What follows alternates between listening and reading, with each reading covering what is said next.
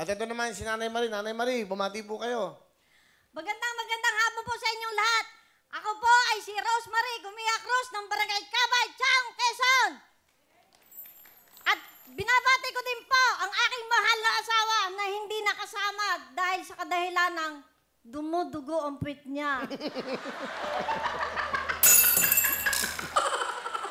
Okay.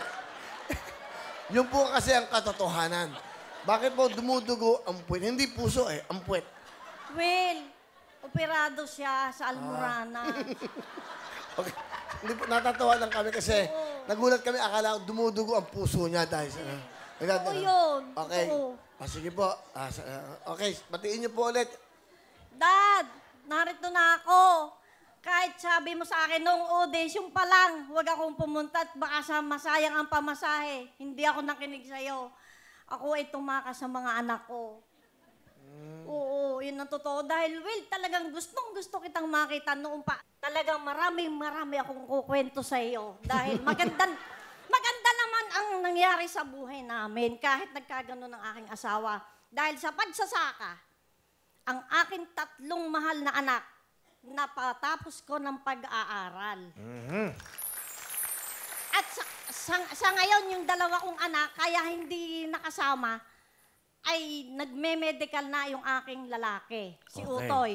Utoy. Siya ay graduate ng criminology at nag-Philippine Air Force. Aba, wow. Ito mga Philippine Navy.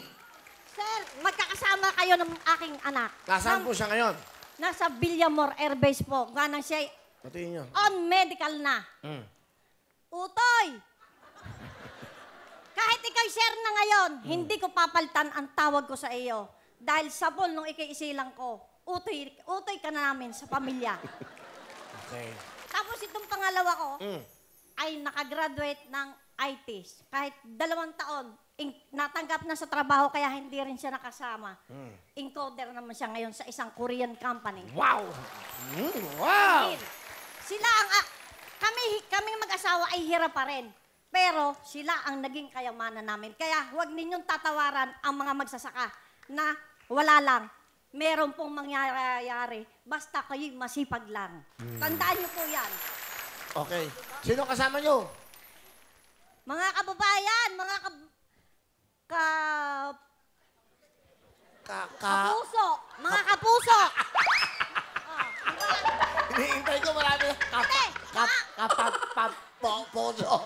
Ano yung gusto sabihin ko dapat? Pinagmamalaki ko ang aking panganay na anak na naging katulong ko rin sa aming hanap buhay nung panahong siya'y bata pa. Si Ining, AA. Inang! Hello po, Kuya Will! Magandang hapon po sa inyong lahat. Napakadakila ng iyong ama at ang iyong ina. Lalang iyong ina, kita mo naman, napagtapos daw. Yung kanyang mga anak, katulad mo, ikaw ba'y nakapagtapos na? Kuya Will, hindi po. Undergraduate po ako ng nursing. Bakit? 3rd year lang po. Kasi po nung panahong pumapasok ako, nung po yung naoperahan po si Daddy. Ah, ganon.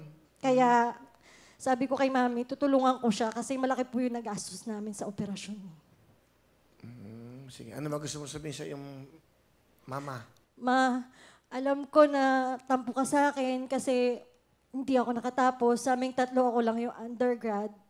Pero huwag kang mag-alala, sisikapin ko pa rin na matupad yung pangarap mo sa aming lahat. Kahit na may anak na ako, pag-iipunan ko na makabalik pa rin ako sa pag-aaral.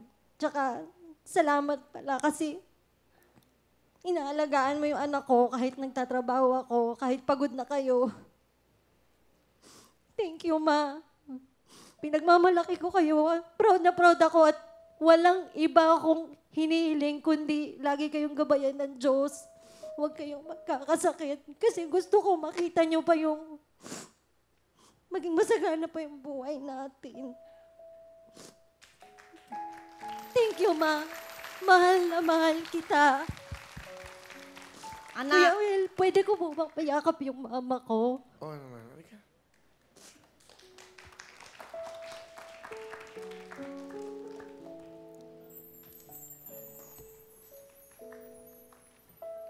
Sige na, anak. Mahal na mahal din kita. Alam ninyong lahat yan. Kayong 3, talagang todo kayod kami ni daddy mo para lang kayo maiayos namin. Ngayon, sabi nga ni Utoy, pwede na kami magpahinga, pero hindi. Diretso pa rin ang trabaho hanggat kaya namin. Tandaan mo yun, anak. Hindi ko pababayaan ng si Jacob. Okay. Thank you, ma. Kuya Will, thank you po. Okay. Siya po ay galing sa trabaho kanina. Wala pa pong tulog yan. Sinundo niya ako sa bus terminal, Kuya Will. Ganyan po kaming mag-anak. Talagang yung support, basta kahit anong meron. Kahit nilabong puso lang. Sa amin po uso yung, anong ulam nyo? Kare-kare. Pero ang totoo po, nilagang puso at bagoong. Yun lang po. Ganun po kami nabubuhay. Hindi ko po ikakahiya yan. Kanya-kanya lang naman ang korte ng problema. Iba ang kay Vlade, mas gusto ko na itong akin. Huwag yun naman kayo. Nananahimik ka si Bloody. Huwag na. Akala ko di mo ko iiwan. Ayun na naman. Iniwan na lang bigla. Ano ba naman? Akala ko Di na, matibay na si Ma'am Bloody. Matibay na yan. Ano gusto niyo sabihin sa inyong mga mahal sa buhay, sa inyong mga anak? Mga anak, bibe, gustong-gusto ko sanang makita mo din si Will. Pero nagkataon naman na bago ka pa nga lang sa trabaho mo. Ayos lang, panoodin mo na lang ako sa TV, anak. Basta pagigihan mo lang ang iyong trabaho. At kay Utoy, congrats, Utoy. Ikaw ang talagang tanging yaman namin ni Daddy. Basta kayong tatlo. Pero sana, huwag kang magdidesisyon ng mali. Alam ko naman ikaw yung laging ayos. Idiretso mo lang yan at mas malayo pa ang iyong mararating. At sa iyo, Ining, AA, huwag kang mag-alala. Basta ikaw may trabaho, si Jacob, lagi kong aalagaan yan. Hindi ko kayo pababayan habang kami nabubuhay ng daddy ninyo. Mag-iingat kayo palagi. Iba dito sa Maynila. Ano gusto sabihin kay tatay? Dad, ngayon ko lang sasabihin sa buong mundo, pero malimit kong ibulong ito sa'yo. Mahal na mahal kita.